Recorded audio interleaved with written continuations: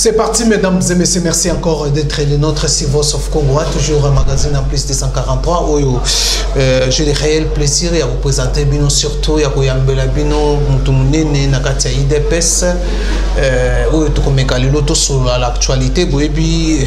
L'actualité est surtout polémique autour il y a nouveau,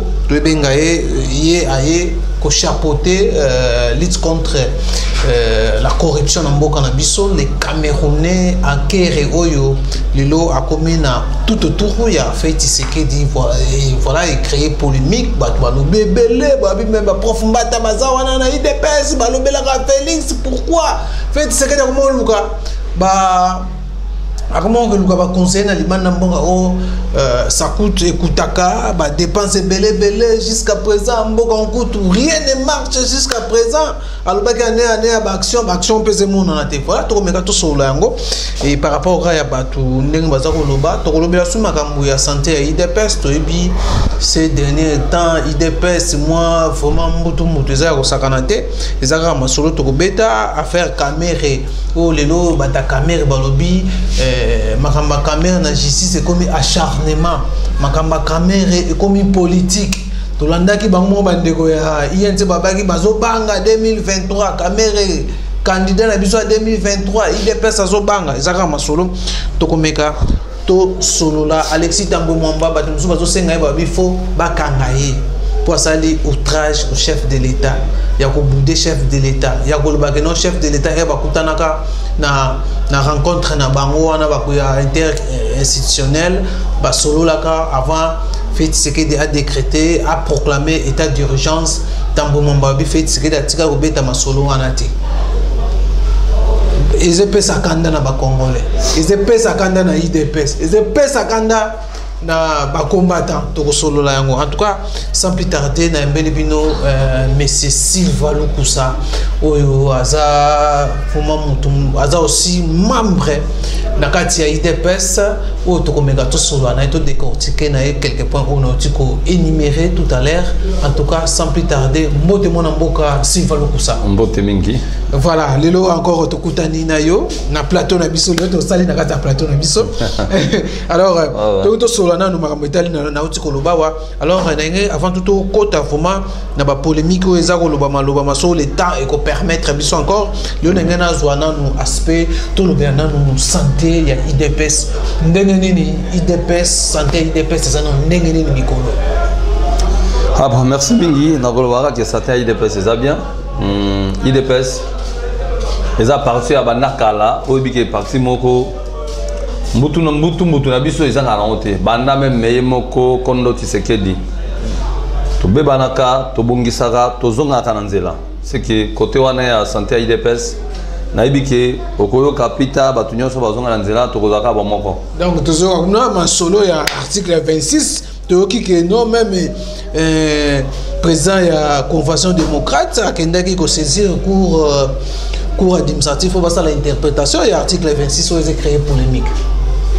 Non, on a tué awa IDPS ils a parti munene au moins la place les sanga munene ba doit belé mabe ils ont raté au soin ils ont raté la discussion familière ils ont raté yango na bi na IDPS vraiment mikolo li boso akomona mutunyo so kozonga na nzela tozam soka bo mais tozam soka bo moko zaka omoni opponent politique ils a binemité politique les autres se comprendre n'était mais tous abinemités mais tous se comprendre était mais si on se comprendre tout temps la nzela moko alors tous la titan ba kozonga tous se comprendre depuis ce temps la nzela moko voilà alors tout le belana nous le aussi balobi fait c'est toujours na carte IDPS babi président de la République akini cité de l'Union africaine akeko se réfugié na nzele kuna nini ngenge komela ye akimi nini azobanga nini papa ils ont Covid 19 yama seki la maladie.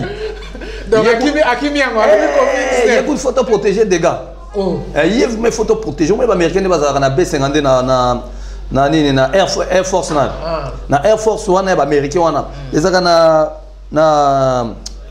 na moi globe moro na kati kuna boye que ceux qui chef de l'État avaient côté na mbiscade. Ba côté chef de l'État na kati ya moi bor wana. Ba kangiye balachango koi avait panzani mais ba sauver kaka président États-Unis. Donc bino yango il y a stratégie na vida. Il faut te sauver. Hier vraiment fois appelé isolé na place Nemoko vidéo conférence na musika.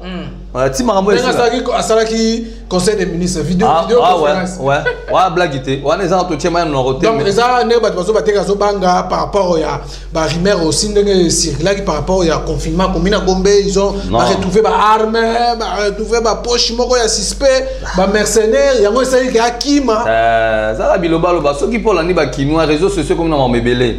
Ba mercenaires bazo loba na bazana bango te ba arme peut-être ba komona na ndako peut-être azaki soda. Soda sanga mundu ki na ndako na été. Ba yo kuta na ndako général peut-être azaki kuna peut-être 3 armes 4 armes peut-être azaki na bagarde. On a un petit problème parce que pouvoir et Félix Tshisekedi toujours diriger Mboka okene liboso. On a bla mikem ke ba distraction wana. Donc makambo bazo bana combien les ans la côté. Ya za bla mikem ke za bla lokuta. Ba ke kuta un peu mundu ki me pas général peut azaki soda za na batunaye. Ah on les a ba rumeur ka ko bi Facebook na mambebele ndé na zo mona na kati image bazu Ruberwa.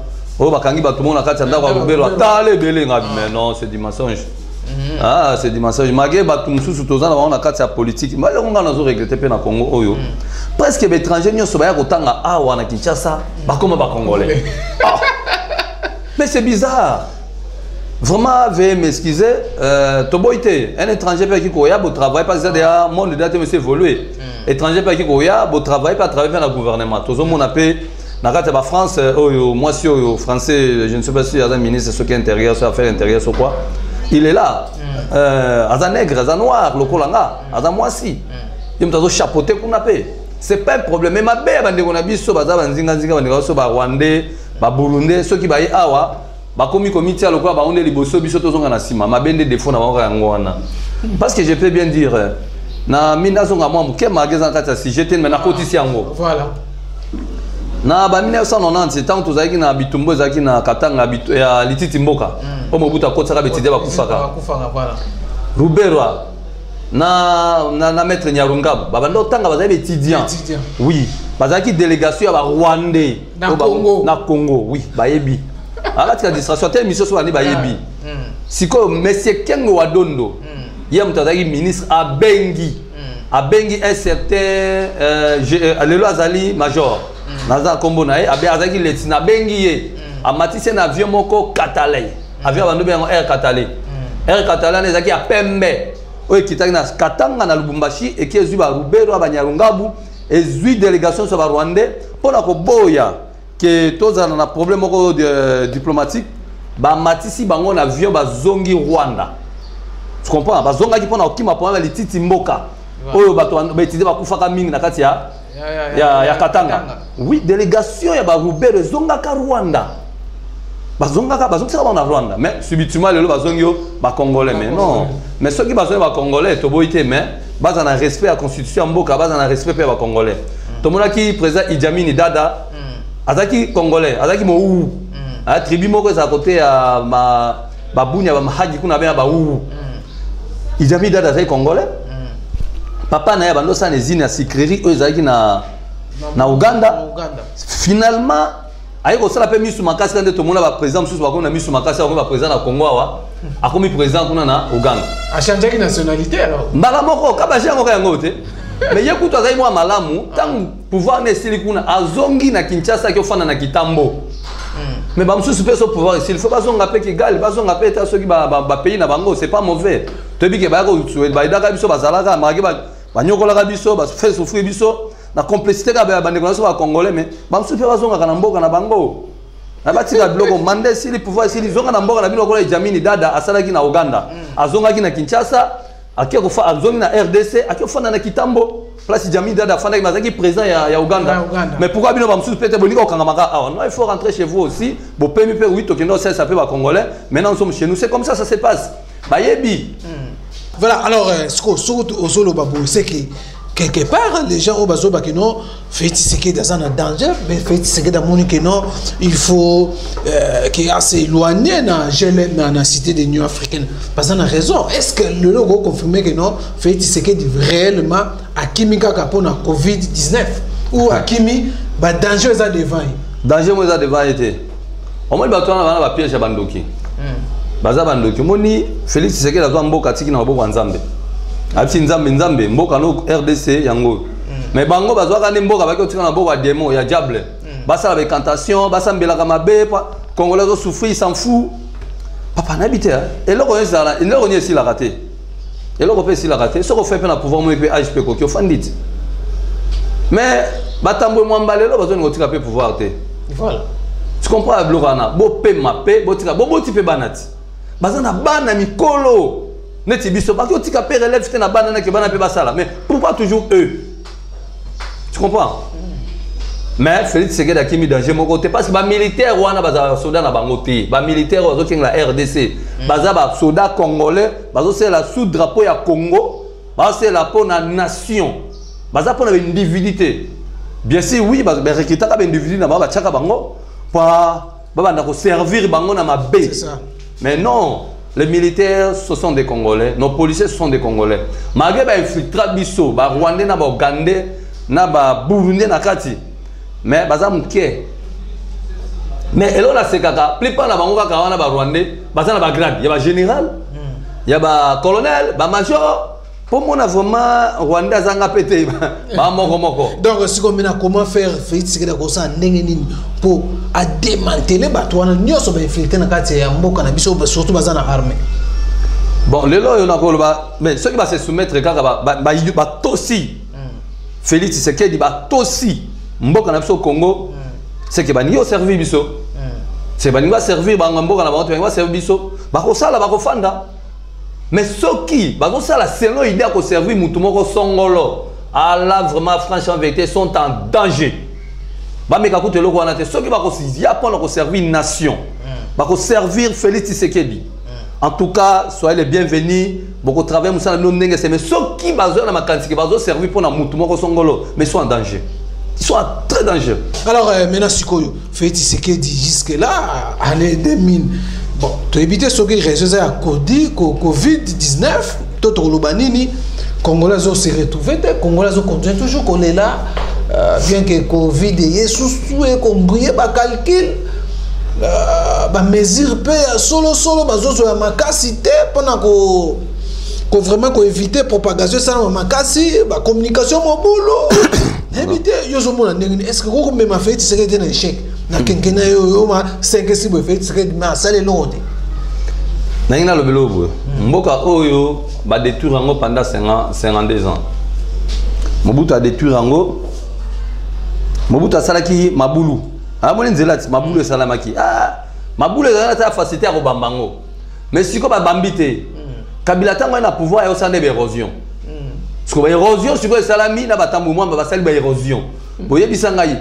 Est-ce que Félix Tshisekedi a kunda l'érosion dans 2 ans, dans une année? Non. Azamutu. Azo bunda na kuta kunda ne mabulu aminene. Oh ba mabunda. Jeannette mabunda ba tika ba mabulu wana. Mabulu wana ngelo ba nini diplomatie azala ki na portefeuille. Portefeuille de diplomatie à Congo na ya RDC na monde. Fouti. Nulle part.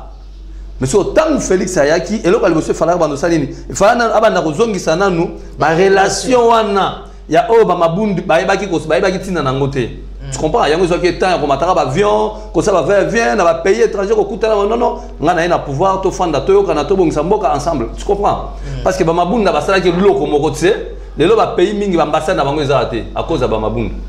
C'est ça. Donc, cette fois-ci, bah voyage à fait, c'est que tout le banine. Ecofuta. Ecofuta. Non, non, ils ont fouta déjà na bilembo. Parce que moi, Covid-19 oyo, ne me yiko tchama ba mourir, parce que na minute fait c'est que nga ba vitesse moko ya croisade dans sa ralenté. Mais ba arme lourde tchama nga nzela. Après Kofio, ezama ramusus. Ba arme lourde ça tchama nzela. C'est comme tu ngisa te bona sécurité na za bien sécurisé mais oh ya zo lota. Que asala e coup d'état azomi kosa pe batika ko réussir te ngai na mona ona ba banda es abali bisanga abi ba banda es parce que pourquoi parce que baba to mazo comprendre te pouvoir ekendare kei botika ndeko mso asala musala botala oya kosala parce que yé ko za place bino bosuki yé po ameka ko avancer na plan na ide mususu yé pe plus tard place ko suka akotika mususu pe ko matade non pour e bazo meloko ba piège oh to mema confinement 4 jours, papa. Quand on a le Kinshasa, on a confinement 4 jours. On a dit population tomboka, population fâchée. après ça pillage on a cessé de profiter si maintenant idée ba magistrat à coup procureur tient en otage ça la coup d'état parce que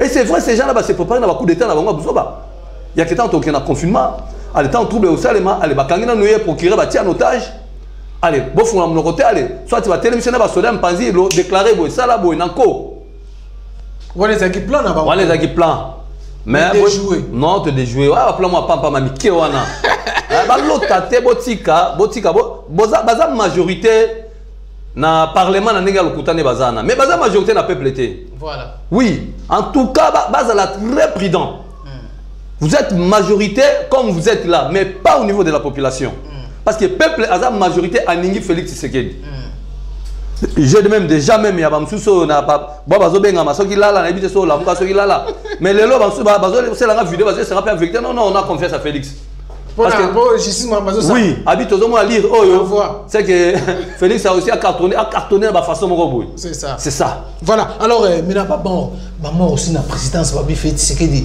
azomo na te que non bazo kufa même bato bazo kufa bazo ba kufi na covid mais c'est comme si bino il pèse besoin de mangote na la nuit tu ya Kabuya Gomi il est mort suite à une courte maladie mais à beaucoup préciser c'est comme si les afflou ba mort ba combattre beaucoup on demande so ba bika kofina coronavirus teza le côté ça poisson bon de toute façon naza médecin naza mungangate ou bien na que no sala autopsie na yeba qui a kufina ni a kufina mais kaka nde to lobia na biso même nanga na zoloba maman na opeka suspect na mon opeka suspect mais comment kaka na mupanzi la zone ba dai kaka oh non oh kofi na ce qui kofi na ba te so kofi anana malade yango so kofi anana ce qui kofi olomide ezala o akufi na kofi 19 akufi na kofi anana o akufi na kofi olomide mais kaka biso kaka bino ka IDP oh mais non chef non to kolandela ngo papa to koyeba ce qui peut bazo ce qui peut ba mekaki ba maya pondu mukia to koyeba parce que bato bazema makase ba maya pondu ah bazema makase ba jona mais moi qui dis ba régner parce que ba nga sa nini mission na que peut-être que chef a perdu ba élément ba attaquant pembe na ye ndoka boss na bataka bazaka ba so afana ba bande de réserve mais ne ba ke ba to pesa mise en garde ba ke ba ceux qui biloko wana ezo salema ne bongo ba ke ba voilà alors Botio Bungsa récemment le chef de la maison civile le chef de l'État on a payé l'obédicat et l'oroté ah que son nom repose en paix vraiment c'est mon vieux comme to solane mingi aza papa moi alba mingi alba malembe calme bon solane bien très cool mais que son nom repose en paix malgré qu'il y a tiki biso mais a kenda rejoindre kaka Etienne Tshisekedi wa Mulumba base à la même esprit même moral base à la avocat na biso auprès de Nzambe pour abanguna bazo tenter ba chance ba échouer mais je crois que Nzambe ya mi milimo na bango mi balé ba coutin de na grand frère nae ba ki sous renfort spirituel OK non ba soutenir a Félix Tshisekedi ba zaka nzinga na eta ke ba avocat na pa Nzambe vraiment récite des longues les problèmes c'est la lutte continue bisoto ki nega to avancer ka liboso banguna bazo bunda matali bino soki bozoki na nzela te yango babaka Nzambe atika mutu mabe abongo tangu mulai pa bongo la motema parce que bo comprendre te mais mutu nazo boma batu mutu aza mabe mais ndazo kufate donc Nzambe azotike tangu mulai pa abongo la motema ayeba e alors na biso pe na minute so tozotike la bango tangu mulai ba bongo wa mabaye ba ke no Félix naza na pouvoir ba sa balota te Félix naza na pouvoir mais na peuple aza na pouvoir te ke ba yeko tika e wana te net nazolanda lelo na tongo secrétaire il y a parti on a habité ceux qui plateforme ceux qui lamuka ceux qui lala ce monsieur na habité bazana biloba lobaka po ba ne ko ba 2023 ba voter bango oui ba ko voter bino na ko kosa peuple bozole kana ba radio bozole ba mingi a beaucoup parler bozongo que non peuple azo kabisa zo soutenir biso non peuple azo sima na binote ba ça va comprendre bino bozana na bozana ba boulot la ya ndeko Basile ba comprendre bino biloba lobana bozana na boulot ndeko Basile azana ngo kala tango azaka pouvoir ba anyata minye ya fani a comment soutenir bino a comment aider la binote ah mais azaleka mutu na IDPS biso to boya biso dans le bino to le ba politique eza binemité politique eza ka compréhension surtout se comprendre était ma on a télémé on a comme le ennemi non mais na zo télémé ba idéologie nous est mabe voilà mais n'est-ce qu'on a lobby na rappelé secrétaire général Luana ceux qui a la Muka ceux qui c'est le monsieur là je ne connais pas les noms je ne maîtrise pas aussi son nom je n'ai pas aussi besoin de connaître son nom mais na landa ke minga za mungo mo saka ozika boy Alors trop c'est comme si Martin Fayoulou c'est comme si bangonde bazwaka nasongela ke loko bande ko na bozala bolanda ngalo bien mutu oya boyaka machine à voter pendant ba mois nyoso ya kabane ba jour nyoso ya campagne aye ko ndima machine à voter une semaine ya élection asa zongi atiki ba Bukavu atiki ba province nyoso wana azongi Kinshasa parce que mutu na sa boyaki no machine encore gagner no élection ndeni atem so ba intellectuel papa maman bakosa bino ka boyo a gagné par rapport à quoi ya boyaka machine à voter. Nous, on a fait accepter machine à voter parce que tout le monde a ma machine à voter, ils en ont dévolé. Voler les bosses, tu retiens la carte à IRN. Babilité à Bimi, tu retiens la carte à IRN. Voler, il y a mis balai, ils ont machine. Tu as la facilité à compter machine, tu as la facilité à compter, ils ont manuellement tout tangi. Mais nous, IDPS, fait ce que c'est un dimanche. Parce que nous sommes fait bateau, tu es présent, tu as la machine. Tu as compté. Félix a gagné. Est-ce que tu as mon agaloko là ou bien Kabila m'a pesa yé pouvoir? Non, c'est peuple. Tu as mon agaloko là INC ne te pesa il ne pesa pouvoir. Non, c'est peuple. Prévenez que je peux vous dire ceci. Bisso, Nathan Bazaï qu'on a à Genève. Discussion à Genève, nous, tu as dit président. Je fais l'appel, il y a continué la vie président et loko yo au saliwana et concerné la yo. Mais on a retiré signature na yo, on a dit que président na biso ya IDPS. Candidat président. Toboy biloko wana.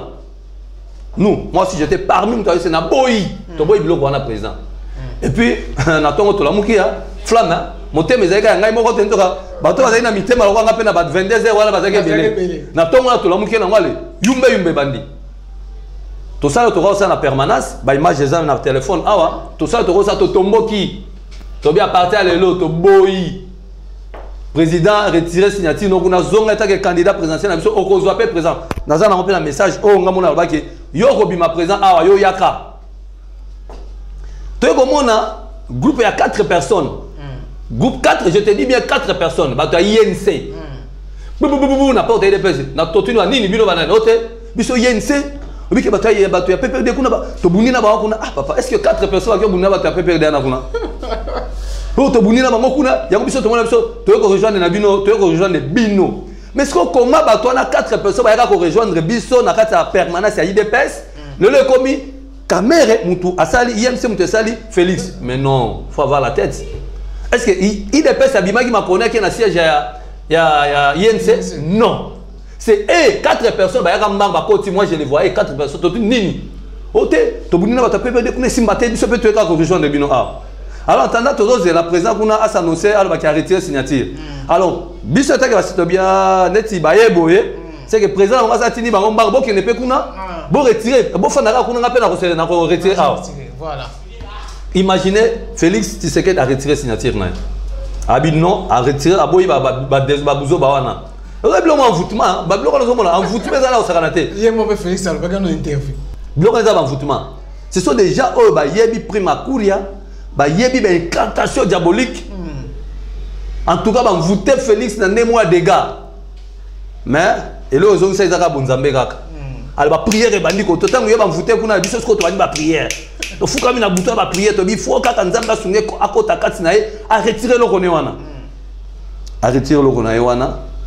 Aïe ko zonga Kenya wa toki na élection ba campagne salami abimi président va voter peuple congolais voter président de la République parce que yebisanga INC na kati wana est-ce que biso toki na ba tu bien baraté il faut bola nango bien IDPS atikala ko na siège ya INCT mais INC 4 personnes ba yaka mbangu ba ye wana ba lobi que non tozo ki makuna pour tozo bunana ba ya PPRD est-ce que 4 personnes ba bunana ba PPRD ta ba ye ba koti kuna na kati ya siège na biso Biso de la présidente, tant que tu as déclenché le président, ceux qui 30 minutes après, 40 minutes après, tu peux caméra pas nous. C'est mais va tourner c'était jeu.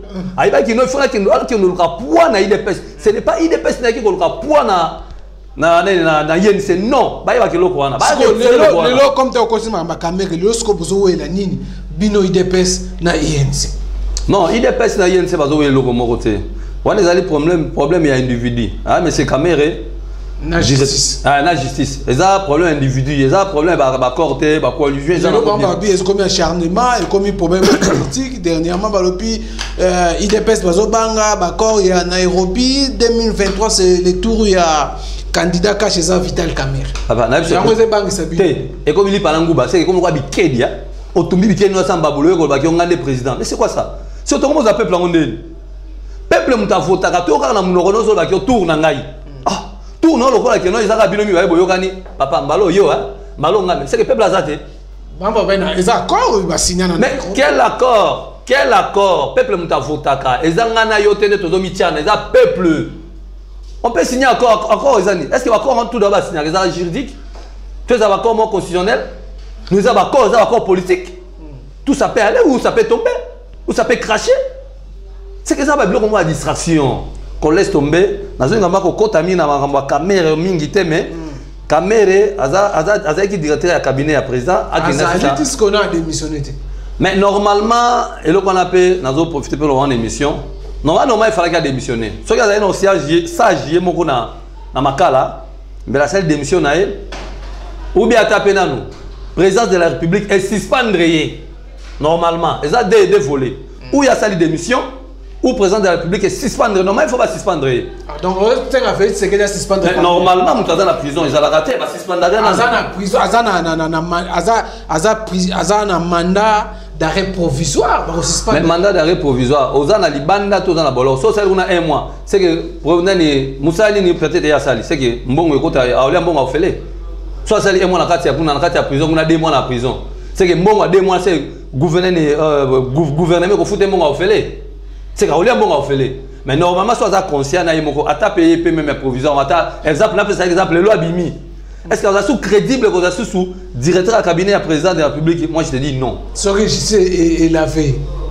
Soit justice est lavé, mais vous appelez la crédibilité. Soit qui n'aille pas gagner, soit n'aille, je démissionne. Donc, vous avez démissionné. Donc, vous avez démissionné parce que les sous national monté. Ce que le roi a démissionné, c'est que vous avez chef de l'État à suspendre.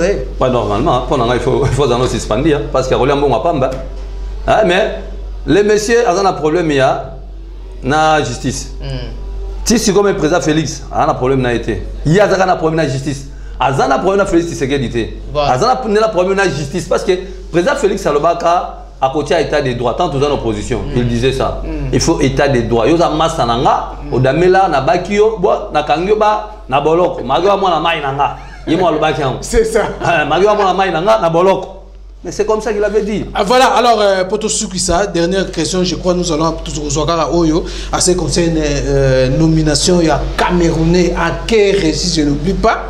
Fait ce que dans le nommé étranger camerounais, Batoubalouba Zalaki, ancien opposant, il y a Cameroun, Bakangaye, fait ce que comment vous nommez Moutouana, na Sousbalobi entre parenthèses, soi-disant, la lutte contre la corruption, tellement à l'ECA aussi, na Nations Unies pour la lutte contre la corruption, à l'ECA na payer belé ou à EDA pour la lutter contre la corruption, le fait ce que a sali recours na expertise ça nango aya ko contribuer mais bato babi mais fait c'est comment a ko cracher sur au cadre IDPS les intellectuels IDPS entre autres batanga ba prof mata ba grand professeur baza wana IDPS ba juriste makasi baza wana pourquoi pas avec ko puiser na kata IDPS mais il a préféré abima libanda a que son expertise libanda o ekutaka avec Codiv 19 tout ça nango Congo za na posa mbongo comment o ko susu ko soit mutu na libanda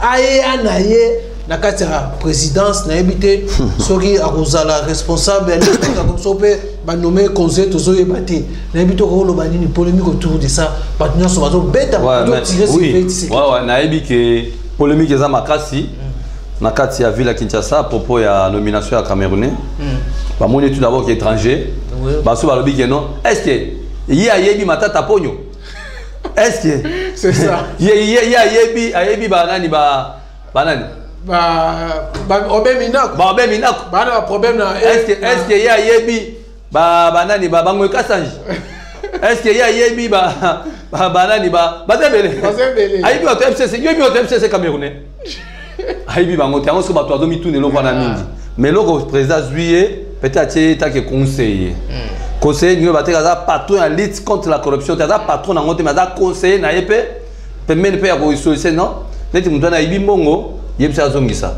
akipo le belaye peut-être conseiller ba ko betel chabi ah mais conseiller moni matata ponya de tuna mbongo abukanga lonza kendo to université c'est exemple peut-être exemple t'es à solo na peut exemple t'es à solo pe population zo tuna université wana université na ya matata ponyo to à l'état il faut boye bango nang pona ngai na ko senga na l'état congolais azwa université wana eza mampo wana eza moyibi eza mbongo abukanga lonzo oyo kenda soki 200 et quelques millions de dollars sur 300 millions babuka baki notre université asala batapage na mbongo wana yiba mingi balandela yango bazwa université wana bazongisa na compte ya l'état totika distraction eza mamponte c'est un individu azata na mbongo ya kotonga université so asale audit bané ya kola na bané ya sala il faisait quoi abano c'est le moko te se retrouver politicien directement aller moyibi ya mbongo kendo tonga université mampon ya l'état bientôt vraiment donc il ne peut me regarder justice et kotara je demande à la justice à notre justice balandela loka mampo wana ba récupérer université na zongo na maboko ya l'état c'est du vol merci quand même à ton université mais on est à muke mbongo za kakate université bazu mbongo za kakate bazebele yango so camerounais aibi bango nyoso te aibi matata ponyo bien te mais il y a des congolais oyo baibi matata ponyo bien il y a des congolais oyo baibi obé minako bien il y a des congolais oyo baibi muzitu bien est-ce que nana aibi muzitu est-ce que camerounais aibi muzitu ne muzitu aiba mbongo mais ministre pas aiba mbongo belé c'est muzitu c'est question na lobby lelo oyo mutuloko la nani c'est quoi on a trouvé le ministre en sorte qui est même en poste qui matata pona bango ya iba ebele ope ko la na ko la muzitu na iba na yende ayiba na des ordres de consommer kama mapango mais c'est bien ça sonne mapango mais azo mema moninga na efa yo na berère ye muzitu ame na mais abo santé que azana kata ba détournement mbongo ebele kala mingi peut-être justice ko s'occuper na bango bazo mbongo à l'état Camerounais ont fonctionné non, non, Camerounais a fonctionné, Nathan président qu'on nommé patron en lutte contre la corruption, qu'on travaille en collaboration.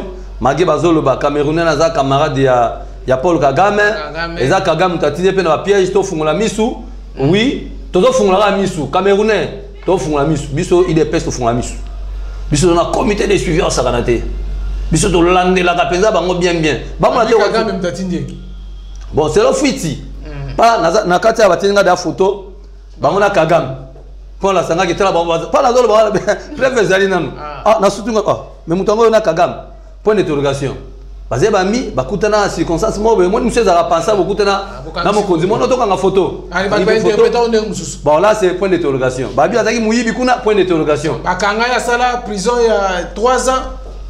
Yo pe ba ke ba melope yombote. Yo pe ba ke ba mutala bozu na journaliste na muyibi.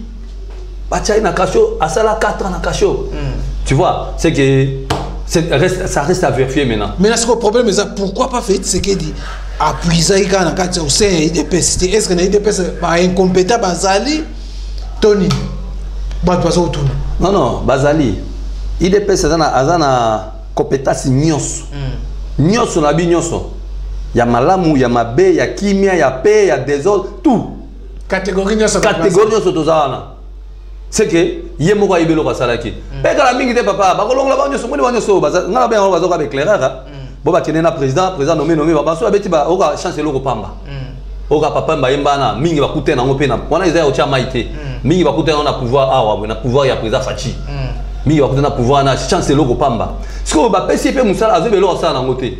Ba latika yelo liboso nini motema mabe ya ko faire souffrir baninga na bango. C'est ça. Tu comprends? Mbo ki obima boye pesa baninga bo yo ozaka l'esprit otia na poche nini pauvreté les gars qui ont trop. Oza pour récupérer ndoka Félix Tshisekedi elo mona ko yisa yo azandenge moko na Kondo Tshisekedi. Amoni Kondo Tshisekedi azamoni makamba beto kara.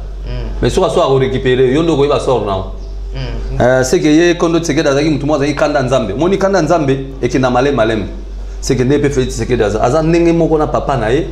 Ah bazo idéologie akanda nzambe. Panzambe asira pa pamba te. Ndenge Félix Tshisekedi azali. Asira pa pamba te mais azoyebela yo. Mais ce qui a été le cas la maman, bon, parce que maman Marthe, il y a un akanda Ange Gabriel, il y a ce qui a mamoni à l'obélom, maman, il y a la raté, il y a l'obélom, maman, silani, maman, l'obélom, maman, silani. Tu comprends? C'est que ça quand on pénalé qui n'a Christian Hollanda il y a maman il pèse à ce problème ça malamo aussi l'année mais président je la rana n'engé moura papa zalara voilà ça veut dire là ah ok d'accord alors pour aussi ça se croit tout comme Nasuka déjà alors par rapport il y a problème il y a Alexis Tambo Mwamba Bansuba bien ça l'outrage au chef de l'État ba déclaration en honte ko ça récemment wa est-ce que na mona même il bande Musuba senga qui est à senga pardon na place publique donc on a senga côté bien en tout cas il faut vraiment basa ele ba pétition pour basa nga démission yo mona makanisa ndenge nini et puis ba propos na ye wana tenaki contre chef de l'État ya kuwanga na chef basola chef de l'État te makambo ya ba pour état d'urgence makambo belé chef de l'État violé constitution ba bloc moi marque wana yo mona ndenge nini on va biloko bazo belan pa eza fachi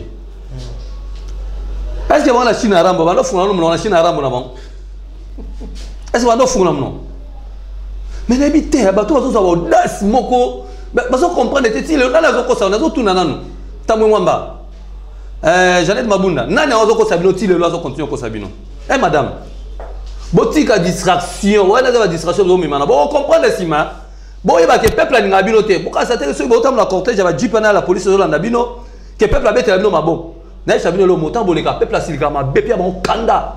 Et puis, vous allez continuer à contre Félix Tshisekedi. Attention. Tant que vous avez une décision, l'état d'urgence, ils ont malade de côté de Mboka. Papa, est-ce qu'il va y avoir l'état d'urgence à Mandouki? Est-ce que guerre est côté quelque part? Papa, à l'état d'urgence, c'est la santé, bah, tu dois koufa. Le roi Maïebo. Ils ont le droit qu'on ait une décision. C'est que nous avons dit que nous avons dit avant de bon de la bino, avant de expliquer bino, puis vous avez dit tout ça la congrès. Mais c'est un moment bas. Au moins, il y a un kotaka wana, na place ba wana. Soucine zalaka. Congo bino bozobanga ngo, eza complot Congo bozobanga banga. Non non. Ba cause la chef de l'État n'a convoqué, ngo zate bango bazo convoquer na ndenge na bango. Non. Chef de l'État a convoqué à Congrès so amoni que non, aza bloqué. Tu zo senga ki eloko mo zo peso permettre te pas percer à convoquer Congrès na deux chambres. Ezate bango tango mba fandi abengi mabundi bango mibale. Oh non, Congrès. Oh mais dis c'est quoi ça? Parce que chef de l'État a convoqué Congrès rien. Bango ka mibale wana. Na idée to éviter mais ce chef de l'État a convoqué on sait que idée ezali que bon eza pona boy mais bango mi ba bazo convoquer Congrès on a ndenge nini ce que moni elo ba convoquer par rapport à la constitution mboko na biso moni bien que la cour constitutionnelle a été au katamakam mais cour constitutionnelle a démontré bango a chef de l'État garant des institutions azana droit à convoquer azana droit à boya cour akatango mais ils doivent comprendre que l'État, justice, c'est ça qu'on a dit kalaté. On a zalaka, il y a zalaka ministre de justice. Aïe va bavir né zalaka la justice wana. Mais il se laisse faire, va nous mettre en kara. Mais les lois va bien que non, tous ont ça état des droits. Oh, pauvre Tshisekedi à côté na mabélé pour na combo état des droits. Félix Tshisekedi d'ailleurs état des droits. Biso na soto ndo landa, biso nga son solo na landa IDPS pour na état des droits. Voilà. Et là on est côté na IDPS. Parce qu'il y a un côté IDPS combattant en 1990. Surtout parmi les bateaux qui ont mis tout dans Ndimian. Pour ça, ville morte, ville morte. Pour Esimba, il faut que nous soyons na base de terme parce qu'on a barré na mabanga. Voilà. Pour nous tout les gars, façon nous te mettre mabanga et qu'on a rapide ville morte Esimbi. C'est ça. Biso dans nos joueurs. La stratégie n'a pas été bongo. Mais limbisa osé pas ce qu'on a peut-être tout mis tout rapport à ce qui obimi pour nanine. Biso dans une époque à bagarre civile. Regarde si vous avez un idée que non, on a conseil. Oh mon cher, ce que vous avez quand tu as zigzag, vous avez un côté. Nous avons un avocat, koyeba kozanga baba koyeba koyeba zanda mwaliwa ndamu. Kozanga koyeba. Ka kozanga koyeba zanda mwaliwa. C'est que biso tozo ki mamba so bala na biso ki mabo, zo ki mabo. Ndoka soda ko zelo tata zo beto ba beso masasi mais c'était ça aussi notre défense sur toi ça là, de façon tout lugaka ka démocratie oyo. Papa, mais les autres réussir, tous les pouvoirs, état de droit et quota. Tu soutenir Rango. Le mingi le va soutenir président Félix. Président Félix il dit ça, faut voir bien. Il y a dans la problème d'individualité mais l'individualité va dans la problème de la justice. Mais c'est pas lui.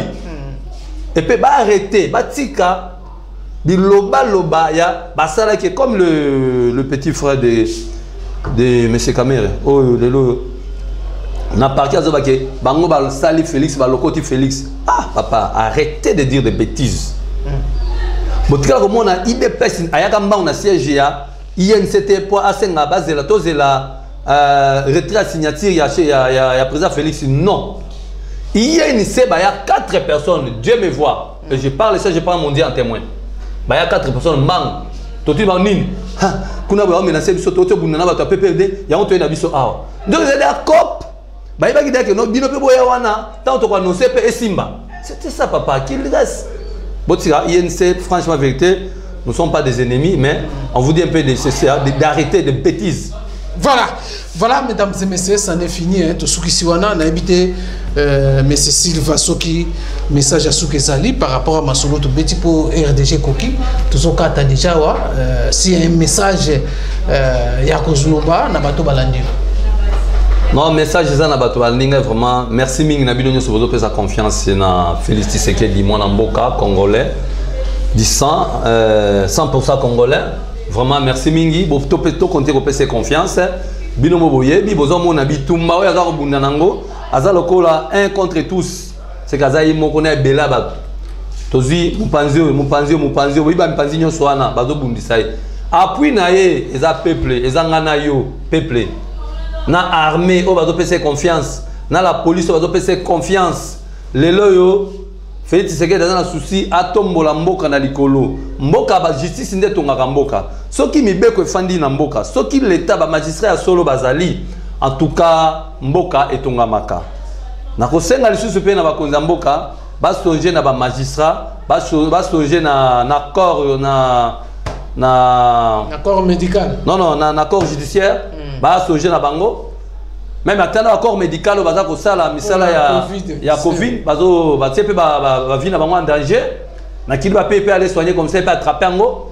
En tout cas gouvernement songer na bango, en tout cas to ko sala développement mboko ko matali kolo avec Félix Tshisekedi. Je vous dis encore to pesa et confiance boko mona mai ma ko changer parce que na bosse solo ko moko ya ko rappeler bino botika la comparaison ya première dame que Denise Nyakeru na Olive Kabange. Totika ba comparaison wana. Denise Nyakeru azana stratégie ya musala zo sala. Ya sala katin, akozala ayiba kapete, parfois na moyibi parce que mutu mususu peut-être on ne sait pas.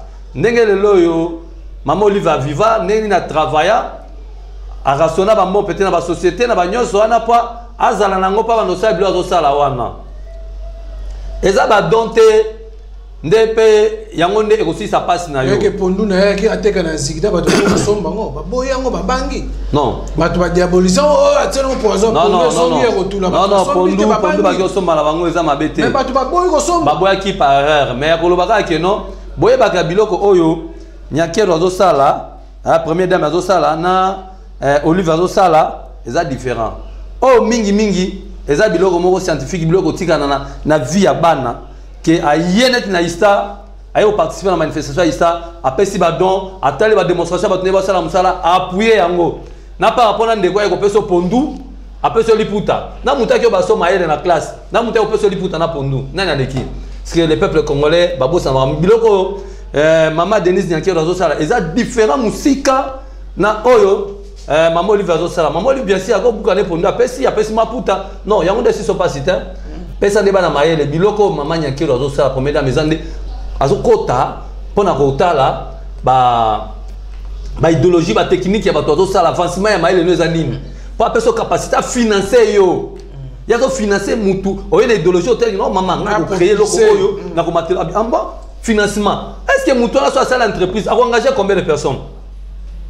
Il faut comprendre loko wana ba donc façon na sala na frappe et en plus cela communication à maman et aux à la makasi aux à biloko minene auto ko pesa ambulance deux ambulances awa auto pesa ba don ya kiss bon ya za na système ka ndeba lo baka ke no liboka mubali soke bimisi ya moi c'est bati ce que vous comprenez les gens ne comprennent pas c'est que ya za bongo ya za na ba façon mo bongo to boy ba comparaison na botika so mta pesi do ya pondu apesi pondu voilà pe ba règle za kiso ya kiss bien sûr c'est là ba bite que Olive Kabange qui a Olive Lembe ayaki po empoisonner bato na bakisi non c'est vrai pauvre maman ngani asala ngopé na côté bato ya mitema mabe bakendo somele bakisi o bazana posa ba congolais ba kufa bande bakendo somele bakisi ba chloroquine ya mbata na ba chloroquine ya mbata ba ye nango ba pesi mama kende pesa ngo don akia pesi don si malon qui ça na ta moto ba utiliser ngo na une herbe ba tala non non ça c'est très dangereux encore